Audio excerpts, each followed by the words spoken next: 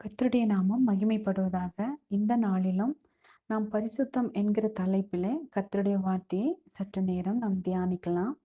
இந்த நாளிலும் கூட நம்ம வாழ்க்கையில பரிசுத்தத்தை எந்தெந்த வகையில வெளிப்படுத்த முடியும் அப்படின்னு சொல்லி கொஞ்ச நேரம் தியானிக்கலாம். ஒரு 5 காரியங்களை நம்ம தியானிக்கலாம். நம்மளோட பரிசுத்தத்தை 5 வகையில நம்ம வெளிப்படுத்த முடியும். முதல் காரியம் என்னாகமம் 27வது அதிகாரத்துல 14வது வசனத்தை நம்ம வாசிக்கலாம். அங்க சொல்லப்பட்டிருக்குது, சபையார் வாக்குவாதம் பண்ணின சீன் வனாந்திரத்தில் தண்ணீருக்கு அடுத்த விஷயத்தில் அவர்கள் கண்களுக்கு முன்பாக என்னை பரிசுத்தம் பண்ண வேண்டிய நீங்கள் என் கட்டளையை மீறினீர்களே என்றார். இது சீன் வனாந்திரத்தில் காதேஸ் ஊர் அருகே உண்டான மேரிபாவின் தண்ணீருக்கு அடுத்த காரியமே. இந்த இடத்துல நம்ம வாசிக்கும் போது ஆண்டவர் மோசே கிட்டயும் ஆரோன் கிட்டயும் சொல்றாரு, என்னை பரிசுத்தம் பண்ண வேண்டிய நீங்கள் பரிசுத்தம் பண்ணல அப்படின்னு சொல்றாரு. அப்போ என்னை பரிசுத்தம் பண்ண வேண்டிய நீங்கள் பரிசுத்தம் பண்ணல அப்படின்னு என்ன அர்த்தம் அப்படின்னு பாத்தீங்கன்னா, சபையார் எல்லாருமே அங்க தண்ணீர் இல்லை அப்படின்னு சொல்லிட்டு, குடிக்கிறதுக்கு தண்ணி இல்லைன்னு சொல்லி தண்ணிக்காக வாக்குவாதம் பண்ணிட்டு இருக்காங்க. அப்ப தேவனுடைய ஊழியக்காரர்களாகிய மோசேயும் ஆரோனும் ஜனங்களோட கண்களுக்கு முன்பாக கர்த்தரை விசுவாசிக்கிறதற்கு பதிலாக அந்த இடத்துல தங்களோட அவிசுவாசத்தை அங்க வெளிப்படுத்துறாங்க. அப்போ அந்த இடத்துல நீங்கள் என்னை விசுவாசிக்கவில்லை, அந்த வார்த்தையை ஆண்டவர் சொல்றதுக்காகத்தான் நீங்கள் என்னை பரிசுத்தம் பண்ணவில்லை அப்படின்னு சொல்றாரு. அப்போ பரிசுத்தம்னு பார்க்கும்போது நிறைய நேரத்துல நம்ம பரிசுத்தத்தை எந்த இடத்துல இழந்து போறோம்னா, நம்மளோட அவிசுவாசத்தினால நம்ம இழந்து போறோம். ஆண்டவர் சொல்றாரு, விசுவாசத்தினால் வராத யாவும் பாவமே. அப்போ அவிசுவாசம் பாவம், விசுவாசம் பரிசுத்தம் என்று எண்ணப்படுகிறது. அடுத்ததாக நம்ம விசுவாசத்தினால பரிசுத்தத்தை வெளிப்படுத்தலாம். அடுத்தது எந்த வகையில நம்ம விசுவாசத்தை வெளிப்படுத்தலாம் அப்படின்னு பார்க்கும்போது, யாக்கோபு எழுதின புஸ்தகம் நிருபத்துல 4வது அதிகாரம் 8வது வார்த்தையை நம்ம வாசிக்கலாம். தேவனிடத்தில் சேருங்கள், அப்பொழுது அவர் உங்களிடத்தில் சேருவார். பாவிகளே, உங்கள் கைகளை சுத்திகரியுங்கள். இரு மனமுள்ளவர்களே, உங்கள் இருதயங்களை பரிசுத்தமாக்குங்கள். இந்த வசனத்துல பாருங்க, கடைசி பகுதி சொல்லப்பட்டிருக்குது, இரு மனமுள்ளவர்களே, உங்கள் இருதயங்களை பரிசுத்தமாக்குங்கள் அப்படின்னு சொல்லி இருக்குது. அப்போ 2வது நம்ம பார்க்கும்போது, 2 மனசா இருக்கிறவங்க அவங்க தங்களோட இருதயத்தை பரிசுத்தமாக்கணும் அப்படின்னு இருக்குது. அப்போ இருமனம் அப்படிங்கிறது இந்த இடத்துல பாவத்துக்கு அடையாளமா சொல்லப்பட்டிருக்குது. ஆண்டவர் செய்வாரா மாட்டாரா அப்படின்னு சொல்லி 2 மனசா நம்ம இருந்தோம்னா, அது கூட ஆண்டவருக்கு முன்னாடி பரிசுத்த குலைச்சலா எண்ணப்படுது. இப்போ 2 மனசா இருக்காம கிறிஸ்து இயேசுவில் உள்ள சிந்தையே நமக்கும் இருக்கணும். நம்ம ஒரே சிந்தை உள்ளவர்களா, ஒரே மனம் உள்ளவர்களா நம்ம இருக்கணுங்கிறது தான் ஆண்டவரோட ஆசையா இருக்குது. ஆண்டவர்கிட்ட இருமனம் உள்ளவன் தேவனிடத்தில் எதையாவது கேட்டு பெறலாம் என்று நினையாதிருப்பானாக அப்படின்னு சொல்லப்பட்டிருக்குது. அப்போ அந்த 2 மனசோட நம்ம ஆண்டவர்கிட்ட எது கேட்டாலுமே பரிசுத்தம் இல்லாம ஜெபம் பண்ற கணக்குல அது வந்துரும். 3வதாக நம்ம பரிசுத்தத்தை எந்த வகையில வெளிப்படுத்தலாம் அப்படின்னு சொல்லி நம்ம பார்க்கும்போது, 1 பேதுரு 1வது அதிகாரத்துல 22வது வசனத்தை வாசிக்கலாம். ஆகையால் நீங்கள் மாயமற்ற சகோதர சிநேகம் உள்ளவர்களாகும்படி ஆவியினாலே சத்தியத்திற்கு கீழ்ப்படிந்து உங்கள் ஆத்துமாக்களை சுத்தமாக்கி கொண்டவர்களாய் இருக்கிறபடியால் சுத்த இருதயத்தோட ஒருவரொருவர் ஊக்கமாய் அன்பு கூறுங்கள். இந்த வார்த்தையில சொல்லப்பட்டிருக்குது, ஆவியினாலே சத்தியத்திற்கு கீழ்ப்படிந்து உங்கள் ஆத்துமாக்களை சுத்தமாக்கி கொண்டவர்கள் அப்படின்னு இருக்குது. இப்ப பாருங்க, நீங்களும் நானும் ஆண்டவரோட சத்திய வேதத்திற்கு கீழ்ப்படியறவர்களா இருக்கிறப்போ, நம்ம கீழ்ப்படிந்து நடக்கிறப்போ நம்மளோட ஆத்துமா சுத்தமாகுமாமா. அப்போ 3வதா நம்மளோட பரிசுத்தத்தை எப்படி நம்ம வெளிப்படுத்தலாம் அப்படின்னு பார்க்கும்போது, ஆண்டவருடைய சத்திய வார்த்தைக்கு நம்ம கீழ்ப்படியும் போது நம்மளோட பரிசுத்தத்தை நம்ம அங்க வெளிப்படுத்த முடியும். சத்தியத்தையும் அறிவீர்கள், சத்தியம் உங்களை விடுதலையாக்கும் அப்படின்னு சொல்லி வேதம் சொல்லுதுங்க. அப்போ சத்தியத்தை எவ்வளோக்கு எவ்வளோ நம்ம தெரிந்து கொள்கிறோமோ, அந்த சத்தியம் பாவ காரியங்கள்ல இருந்து நம்மள விடுதலையாக்கும். நிறைய பாவ காரியங்கள்ல இருந்து விடுதலையானா நம்ம பரிசுத்தம் உள்ளவர்களா மாறுவோம். ஆண்டவரோட வசனம் கூட சொல்லுது. ஆண்டவர் ஒரு முறை தம்முடைய சீஷர்களோடு அவர் பேசிட்டு இருக்கிறப்போ அவர் சொல்றாரு, நீங்கள் கேட்டுக்கொண்டிருக்கிற உபதேசத்தினாலே இப்பொழுது சுத்தமா இருக்கிறீர்கள் அப்படின்னு சொல்றாரு. யோவான் 15:3 இது சொல்லப்பட்டிருக்குது. நான் உங்களுக்கு சொன்ன உபதேசத்தினாலே நீங்கள் இப்பொழுதே சுத்தமா இருக்கிறீர்கள். அப்போ ஆண்டவரோட உபதேசத்த, ஆண்டவரோட சத்திய வார்த்தைகள ஒவ்வொரு நாளும் நம்ம கேட்க கேட்க அது நம்மள சுத்திகரிக்குது. எபேசியர்ல கூட இப்படி எழுதப்பட்டிருக்குது. எபேசியர் 4:26ல தாம் அதை திருவசனத்தைக் கொண்டு தண்ணீர் முழுக்கினால் சுத்திகரித்து பரிசுத்தமாக்குகிறதற்கும் அப்படின்னு இருக்குது. பாருங்க, திருவசனத்தைக் கொண்டு தண்ணீர் முழுக்கினால் சுத்திகரித்து பரிசுத்தமாக்குகிறார் அப்படின்னு சொல்லி எழுதப்பட்டிருக்குது. 4வதா எப்படி நம்ம வெளிப்படுத்தலாம் அப்படின்னு சொல்லி நம்மளோட பரிசுத்தத்தை எப்படி வெளிப்படுத்தணும்னு பார்க்கும்போது, எபேசியர் 1வது அதிகாரத்துல 4வது வசனம், தமக்கு முன்பாக நாம் அன்பில் பரிசுத்தம் உள்ளவர்களும் குற்றமில்லாதவர்களுமாய் இருப்பதற்கு அவர் உலக தோற்றத்துக்கு முன்னே கிறிஸ்துவுக்குள் நம்மை தெரிந்து கொண்டபடியே அப்படின்னு இருக்குது. அப்போ நம்ம அன்பில் பரிசுத்தம் உள்ளவர்களா இருக்கணும். அப்போ ஆண்டவரோட வார்த்தை சொல்லுது, நீங்கள் என்னில் அன்பு கூறுவது போல நீங்களும் ஒருவரில் ஒருவர் அன்பாயிருங்கள் அப்படின்னு சொல்லப்பட்டிருக்கிறது. அப்போ நம்ம ஒருத்தர் ஒருத்தர் நம்ம தேவனை நேசிக்கிறது மூலமாகவும், ஒருத்தரை ஒருத்தர் நேசிக்கிறது மூலமாகவும், அன்பு காட்டுறது மூலமாகவும் நம்மளோட பரிசுத்தத்தை நம்ம வெளிப்படுத்த முடியும். அடுத்தது 5வதாக நம்ம வாழ்க்கையில, நம்மளோட இருதயத்துல ஆண்டவருக்கு முதலிடம் கொடுக்கறது மூலமா நம்மளோட பரிசுத்தத்தை நம்ம வெளிப்படுத்த முடியும். ஆண்டவர் சொல்றாரு, "முதற் பேறான அனைத்தையும் நீ எனக்காக பிரித்து கொடுத்துடு" அப்படின்னு சொல்றாரு. அப்ப பாருங்க, பழைய ஏற்பாட்டு காலத்துல ஃபர்ஸ்ட் எது பொறக்குதோ, ஃபர்ஸ்ட் பொறக்கிறது எல்லாமே ஆண்டவருக்கு அப்படின்னு சொல்லி ஆண்டவர் பிரிச்சு வைக்க சொல்றாரு. அது ஆடு மாடுகள் ஆகட்டும், மனிதர்கள் ஆகட்டும், மனிதரானாலும் மிருக ஜீவன்கள் ஆனாலும் ஃபர்ஸ்ட் பொறக்கிறது எனக்குன்னு நீ குடுத்துரு அப்படின்னு ஆண்டவர் சொல்றாரு. ஏன் அப்படி சொல்றாரு அப்படின்னா, தேவ பிள்ளைகளாகிய நம்ம வாழ்க்கையில தேவனுக்கு முதலிடம் தரணும்னு சொல்லி தேவன் விரும்புறாரு. 1 கொரிந்தியர் 3வது அதிகாரம் 16வது வார்த்தையில நம்ம இப்படி வாசிக்கிறோம். நாம் தான் தேவனுடைய ஆலயமா இருக்கிறோம். நம்ம தேவனுடைய ஆலயமா இருக்கிறோம் அப்படின்னு சொன்னா, அந்த தேவனுடைய ஆலயத்துல நம்ம இருதயத்துல தேவன் வாசமா இருக்கிறார். நம்ம இருதயம் தான் தேவன் தங்கும் ஆலயமா இருக்குது. அப்ப அந்த இருதயத்த நம்ம எவ்ளோ பரிசுத்தமா பாதுகாத்துக் கொள்ளணும்னு சொல்லி ஆண்டவரோட வார்த்தை சொல்லுது. நெறைய நேரத்துல தேவன் நம்ம இருதயத்துல வாசம் பண்ணுகிறார் அப்படிங்கிறத நம்ம மறந்துட்டு, அந்த இருதயத்துக்குள்ள தேவனுக்கு பிரியமில்லாத நெறைய காரியங்கள் உள்ள இருக்கிறத நம்ம பார்க்க முடியும். அப்போ அந்த அசுத்தமான இருதயத்துல ஆண்டவர் வசிக்க முடியாது. ஆண்டவர் அவர் பாவிகளை நேசிக்கிறார். ஆனா பாவத்த அவர் வெறுக்கிறார். அதனால அந்த அந்த பாவத்தின் வாசனை நம்ம இருதயத்துக்குள்ள இருந்துச்சு அப்படின்னா, ஆண்டவரால அங்க இருக்க முடியாது. இந்த தேவனுடைய ஆலயத்துல என்னென்ன இருக்கணும், என்னென்ன இருக்கக்கூடாது அப்படின்னு சொல்லி நம்ம பார்க்கிறப்போ, நெகேமியாவோட காலத்துல பழைய ஏற்பாட்டுல இருந்து ஒரு வார்த்தை, புதிய ஏற்பாட்டுல இருந்து ஒரு வார்த்தைய நம்ம தியானிக்கலாம்.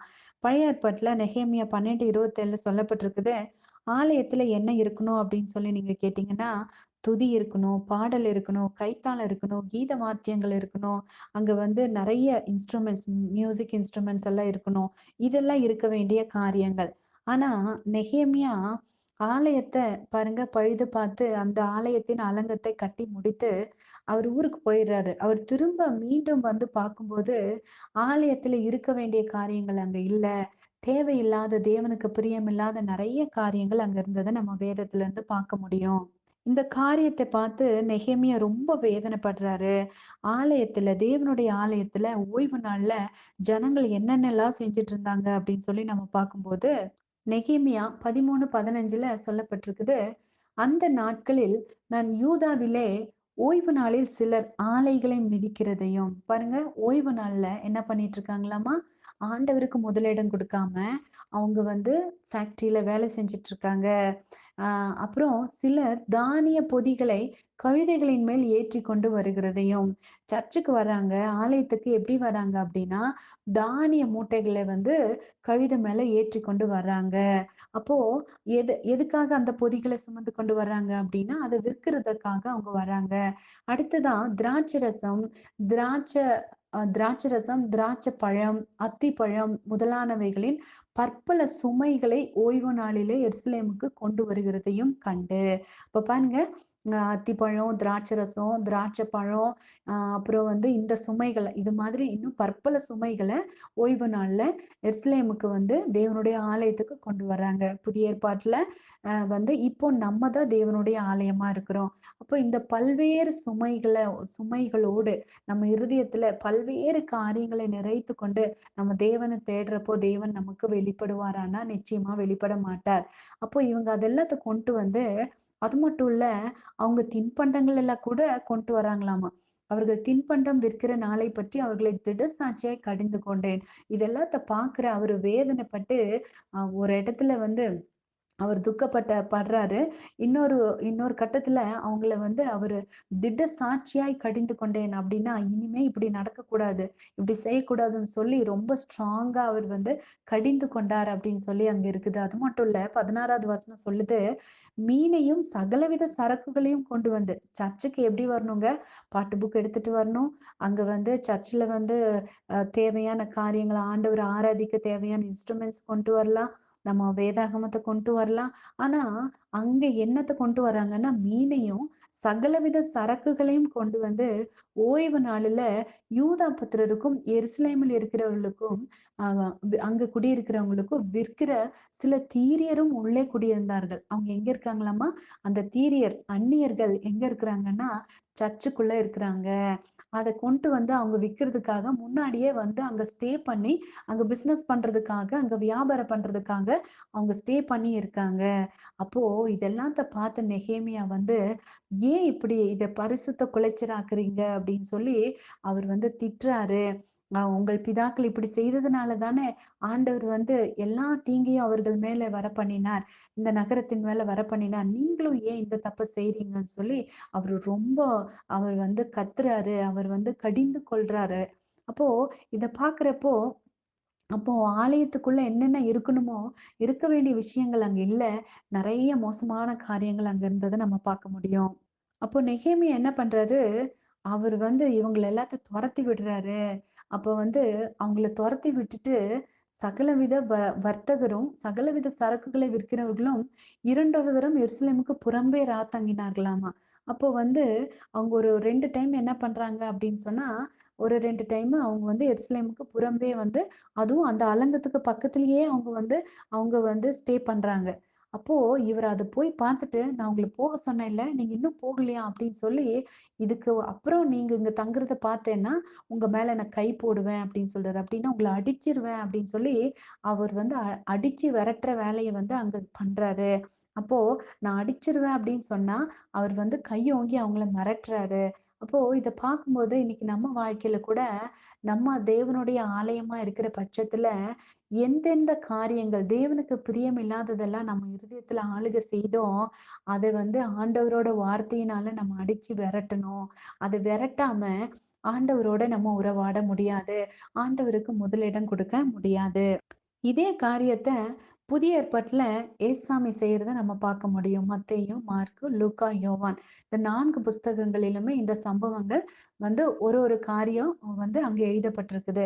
ஒரு சம்பவத்திலுமே ஒரு பாயிண்ட் நமக்கு அங்க இருக்குது. அதுல பார்க்கும்போது ஆலயத்துல இருக்க வேண்டியது என்னென்ன இருக்கணும்னு சொல்லி நம்ம பார்த்தோம். அங்க துதி இருக்கணும், பாடல்கள் இருக்கணும், ஆராதனைகள் இருக்கணும். அங்க வந்து கீத வாத்தியங்கள் இருக்கணும், கீர்த்தனைகள் இருக்கணும். ஆனா புதிய ஏற்பாட்டுல பார்க்கும்போது, ஏசப்பா அங்க வந்து சபைக்குள்ள, ஆலயத்துக்குள்ள வந்து பார்க்கும்போது, அங்க என்னென்ன இருந்துச்சு அப்டின்னா, ஆடுகள் இருந்துச்சு, மாடுகள் இருந்துச்சு, புறாக்கள் இருந்துச்சு, புறா விற்கிறவர்கள் இருந்தார்கள். மார்க் 11:15ல சொல்லப்பட்டிருக்குது. புறா விற்கிறவர்கள் தேவாலயத்துல ஆசனம் போட்டு உட்கார்ந்திருந்தார்களாமா. காசுக்காரர் இருந்தாங்க. புறா விற்கிறவர்கள் தேவாலயத்துல ஆசனம் போட்டு உட்கார்ந்திருக்காங்க.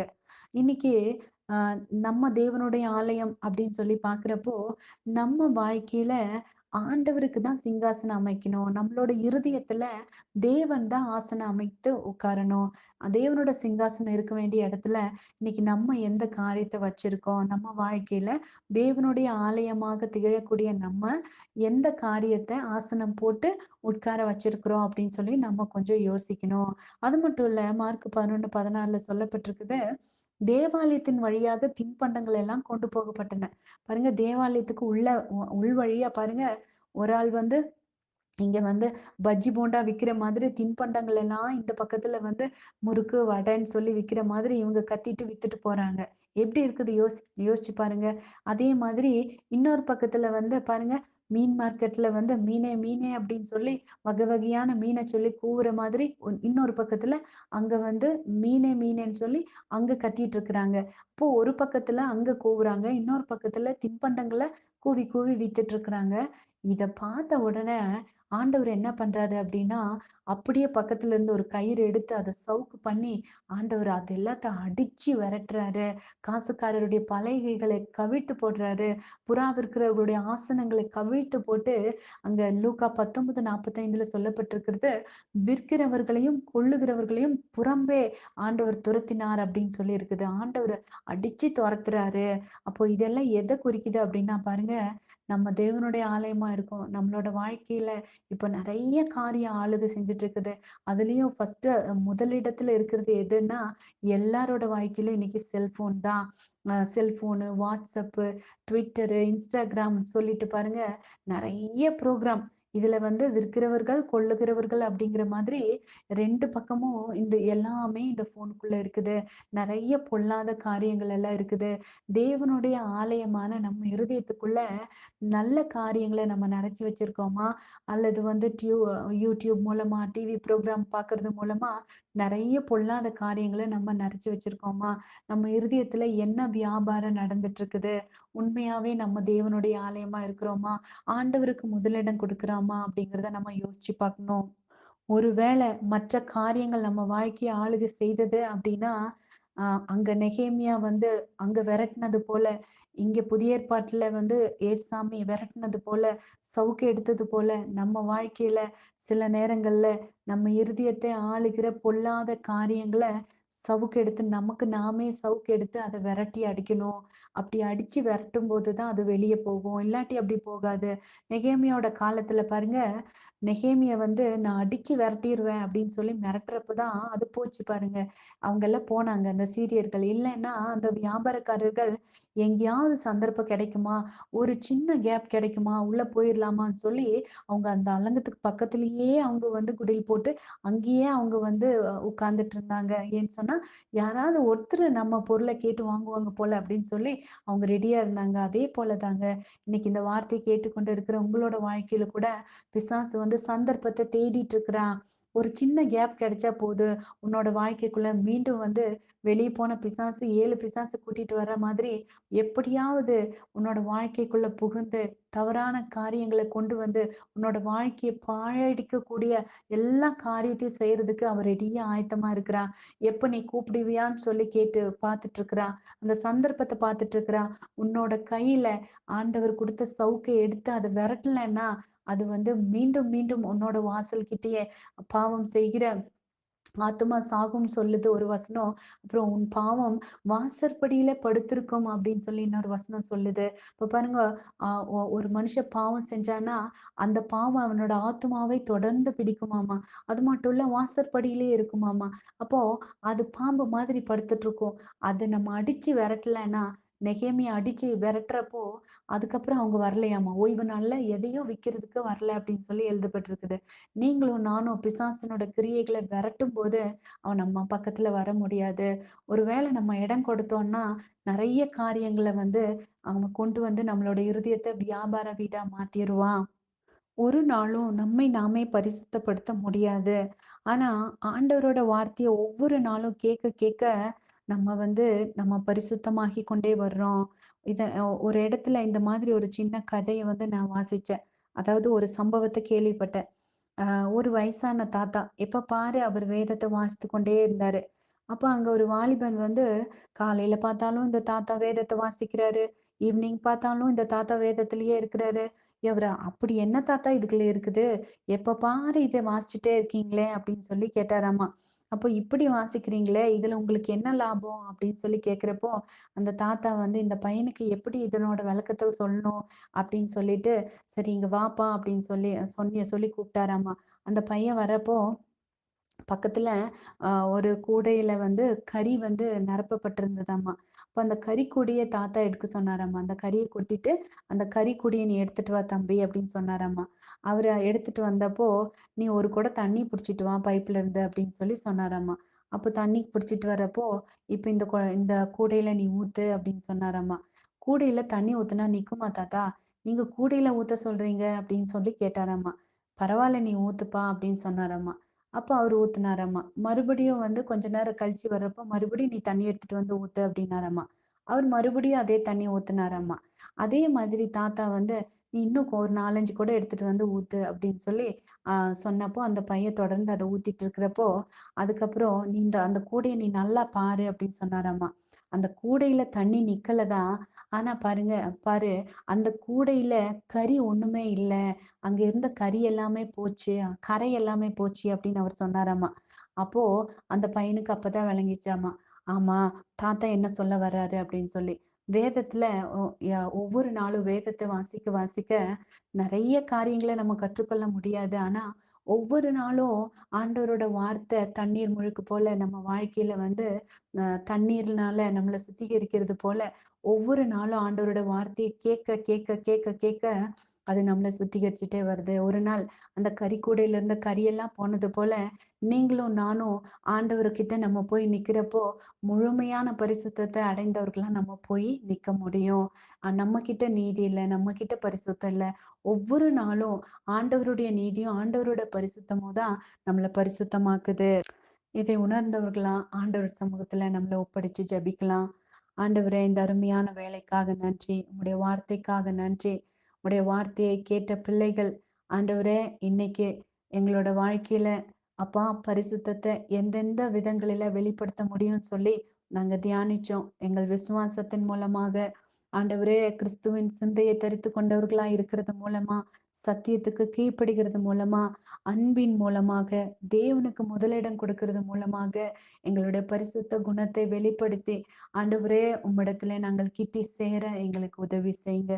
இயேசுவின் மூலம் ஜெபிக்கிறேன் ஜீவனுள்ள நல்ல பிதாவே. ஆமேன், ஆமேன். கர்த்தர் உங்களை ஆசீர்வதிப்பாராக.